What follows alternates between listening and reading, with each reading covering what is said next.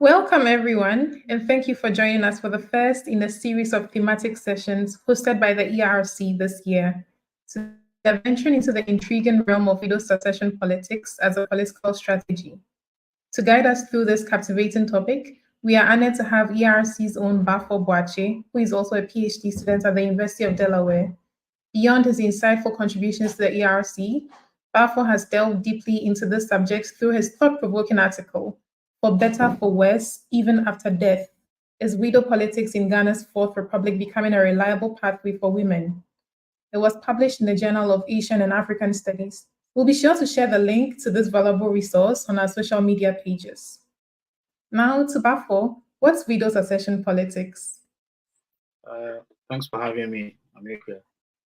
Widow succession politics is basically the act of political parties or the practice where political parties basically replaces a deceased parliamentary candidate or member of parliament with a widow, basically. And is this a new phenomenon? Well, it is not.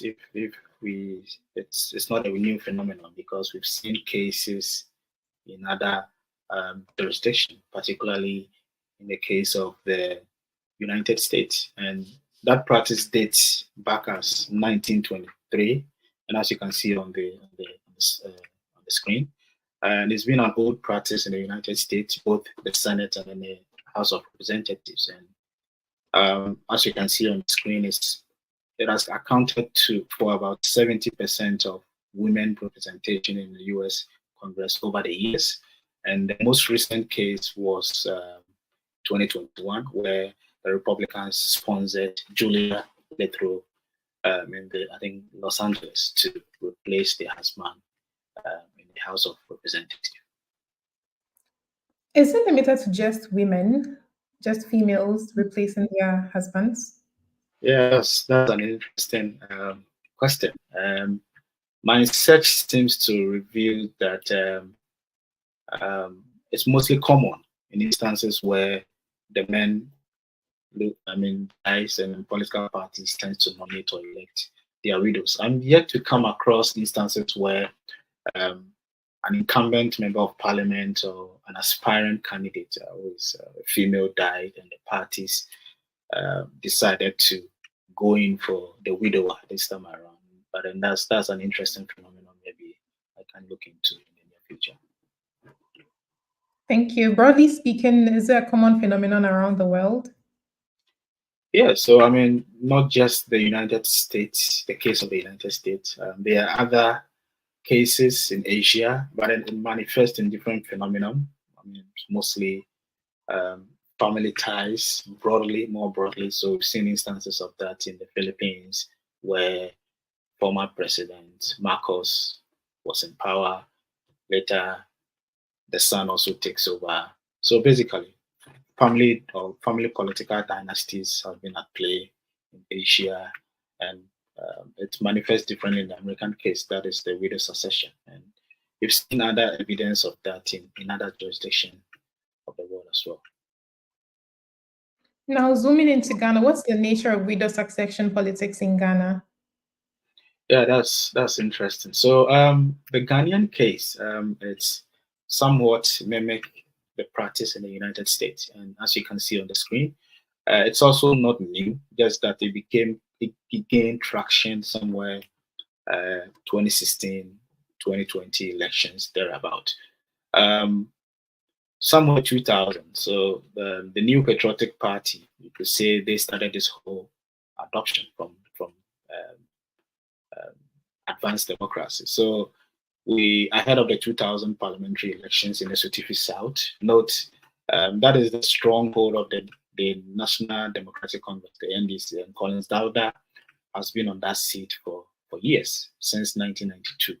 And the very first and last time he lost that seat was in 2000, where this widow in question came into the picture. So the NPP basically sponsored Madame Cecilia Jan to replace his then husband, who was a parliamentary candidate. He lost his life, and the party managed to win the seat for the very first time in 2000. And ahead of the 2016 election, a similar phenomenon happened in Shai Osudoku, where the NDC parliamentary candidate also lost his life. The party nominated Linda Okulu, who was the wife then. She also came in to secure the seat for the National Democratic Congress. And the one that I said gained traction, or drew attention, was the case of Ayowasu, who was gone for some reasons. Apart from this widow politics succession, we know about that as well. So what happened in that case was Emmanuel Chamatin also lost his life, and the spouse, Lydia Al-Hassan, also came into the picture ahead of the by-election, and she secured. And quite recently, it was quite strange ahead of the 2020 elections. A lot of parliamentary candidates experienced one accident or the other, but then there were two main cases that stood out. So in the case of Timpani, the parliamentary candidate of the National Democratic Congress also lost his life. The party decided to nominate the widow, Lydia Alamisi, to also come in. Fantiman, we had an incumbent who was seeking for re-election, who lost his life, I think, a few weeks to the election. So the party had to also rely on the widow. But one thing that I want to make out clear here is that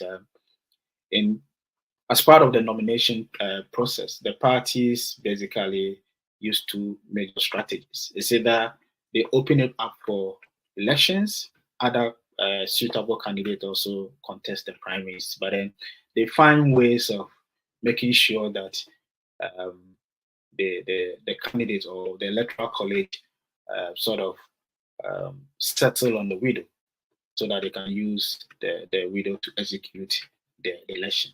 But in cases where they don't open up for election at all, the party just use their power and they just nominate a candidate. In that case, it was quite evident in the case of Infantiman, where the party decided not to open up for any parliamentary primaries. They just nominated the widow. So that is it. I mean, if you ask me about the Ghanaian case, that has been the trajectory over the years. Thank you very much. Why exactly do parties support this political strategy? And do they purposefully create narratives to support it? Yes, I think the very first point I would make is that the rationale or the impact or the main motive of any political party is to seek for political office or to win parliamentary seat, for that matter, or within the context of this conversation we are having. So they adopt both conventional or non-conventional means. And widow succession politics, as we are discussing, is one of the strategies. And it falls into your question: why would political parties want to use this as a political strategy to sort of maintain or win a political seat? The argument has been that most political parties, I mean, general or broad argument, either in the case of the United States or across the world, the parties would want to bring in the widows. The first case will be a one-stop gap measure, where because the incumbent MP lost his life or the parliamentary candidates lost his life, they bring in the widow as just a stopgap measure, so that in the near future, if a more, and I use this more carefully, if a more suitable candidate comes in, they replace. And there have been instances where the parties have to pay dearly for that particular instance. And the second is basically sympathy vote. I mean, we know the Ghanaian society, and more broadly, if someone is deceased, we tend to sort of empathize with the family and all that. So parties, as rational as they are, would want to capitalize on that moment to execute the election ahead of them. And in doing so, they would want to gain sympathy vote through the unfortunate incidents that happened. So it's only natural for them to go in for the widow to be on the ticket to sort of execute that election. There have been cases where, most particularly in the case of the United States, where the parties would want to rely on the widows when the deceased in question was a senior.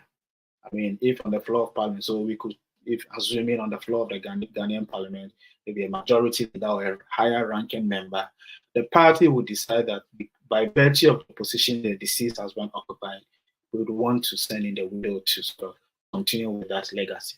It can also be the fact that the party basically dominates the politics of that region. So this fits into the safe seat argument. So in the case of Ghana, the NDC will decide that, okay, we dominate the politics in the Volta region.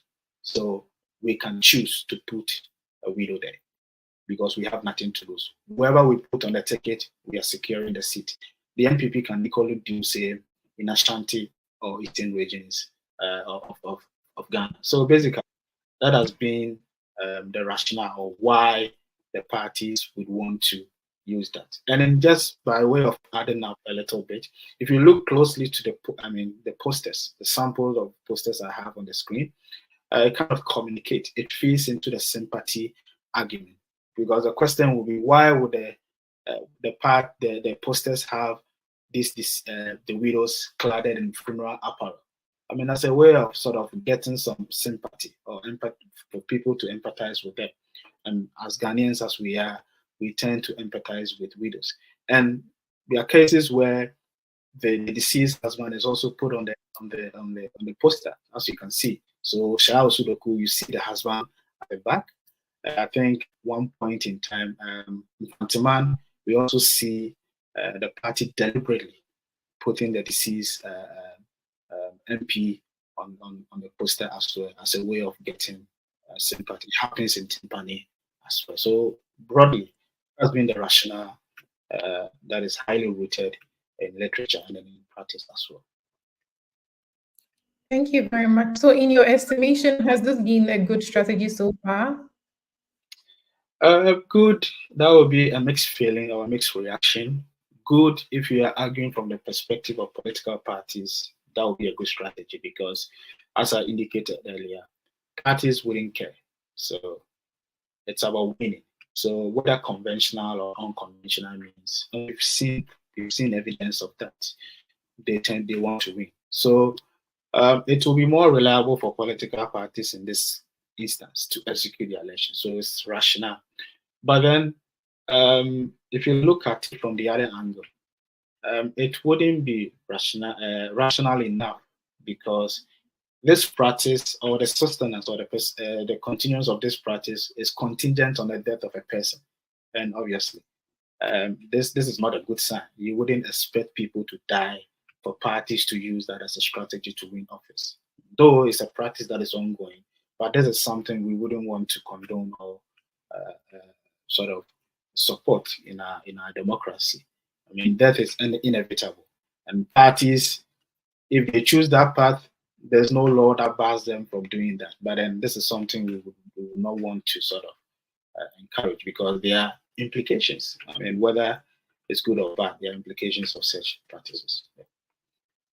I know you touched on it briefly, but do you think this is a reliable strategy for improving women representation in government, particularly in parliament? I would say this wouldn't be a reliable because a reliable part because in a sense that per my check, the last parliamentary elections, I think we have out of the 275, we have only 40 women. That's about 14.5% out of the 275 MPs we have. And there has been this clamor, I mean, since 1992 to bring in more women into politics generally or more broadly. And that informs why the affirmative action bill has been on the floor of parliament. And that in itself tells us something that, I mean, the political will is not there to bring in more women. We've seen practices of that in other jurisdictions that has yielded results where affirmative action policies are in place. You talk of Rwanda and Namibia and other cases where women are even outshadowing men in parliament in terms of numbers. So in terms of its impact or whether it's something to help, I would not say it's a reliable path. The most reliable we all know, is that we should basically go back to the table, revisit the affirmative action bill that has been on the floor of parliament for years, and we sort of give it the necessary attention it needs, put in the necessary legislations, and ensure that parties comply to these legislations, because these provisions could be there. If we don't reward, incentivize, or punish for non-compliance, parties will still find means of subverting some of these rules.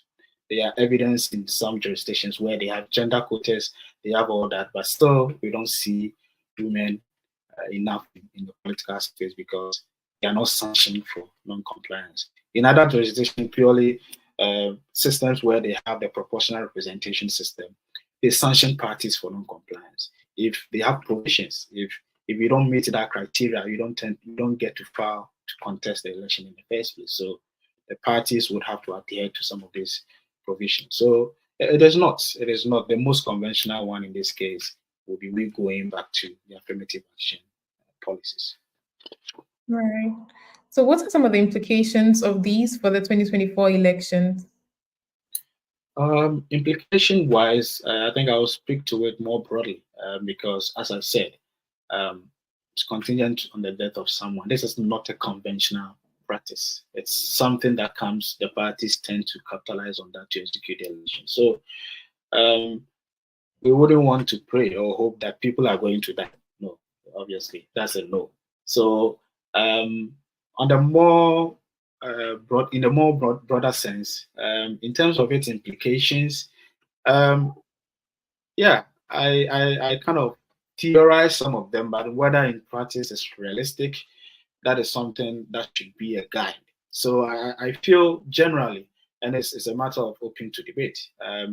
If women are brought in, that is the ideal. We need to bring in women based on their competence, based on their edge to sort of come into politics. It shouldn't be something accidental that it happens and then we just bring them in. So in that context, note, most of these widows had their own private lives that they were in. In the case of Infantima, she was a police officer. She had to resign and psych her mind up for this office. So in terms of their psyche, you can't compare someone who has been running office for years, that the edge and the willingness to serve has been there, as compared to someone that it just came up as accidental means. The person might not be as prepared in that sense. So in that sense, you can argue that it has a tendency to undermine quality representation. It's quite debatable because the women who have used this means have proven that they have something to offer. So that is still open to debate.